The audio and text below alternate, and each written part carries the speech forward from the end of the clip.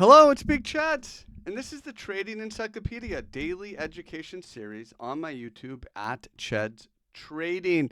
You can find me on Twitter at Big Chads and Bitcoin Live, where I am a founding analyst. For today's lesson, we're going to take a look at an indicator called the ATR, the Average True Range. You can pause and read this on your own. It's actually pretty new. A lot of these indicators are actually new, but things like just, price versus horizontal levels and weakening and strengthening trends, that kind of classical charting has been around a long time. Now, basically what it does, it's a measure of volatility, right? And you can go ahead and read this on your own. People use the ATR for stop losses as well.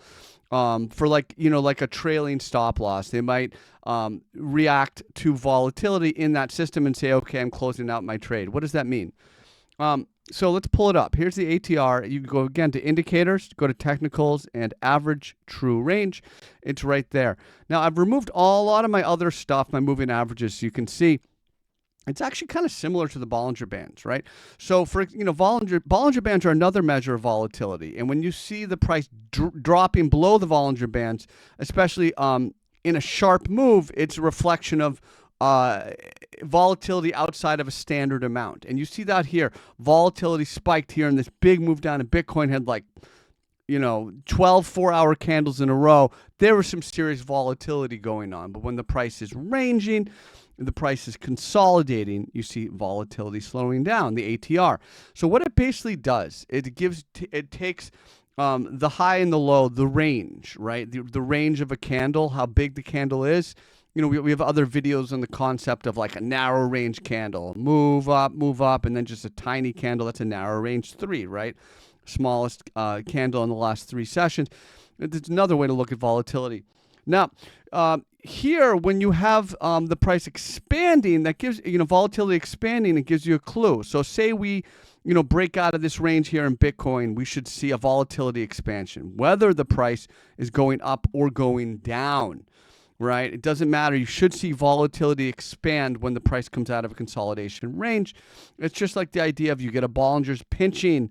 When there's a lack of volatility, the Bollinger bands get kind of tight, right? Let's look back here, for example, like, Bollinger pinch, low ATR, right? Bollingers are pinching when there's a low level in the ATR. The Bollinger bands are expanding. Here, volatility is expanding. So you're getting some of the same information that you're getting with the Ballinger band. You can use that with Japanese candlestick theories, right?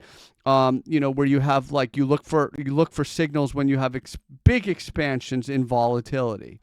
All right.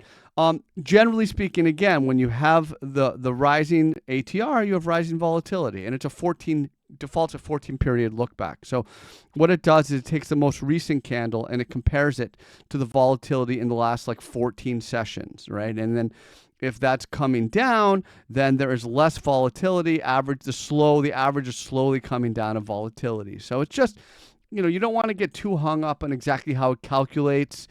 You can read how it calculates, basically the previous average true range, and then, there's all sorts of stuff you can look into it, but you don't need to get stuck up in exactly how it calculates. You just want to understand that it's measuring volatility for you. And usually you'll see volatility at tops and bottoms, see volatility on breakouts, you'll see volatility at major market turning points.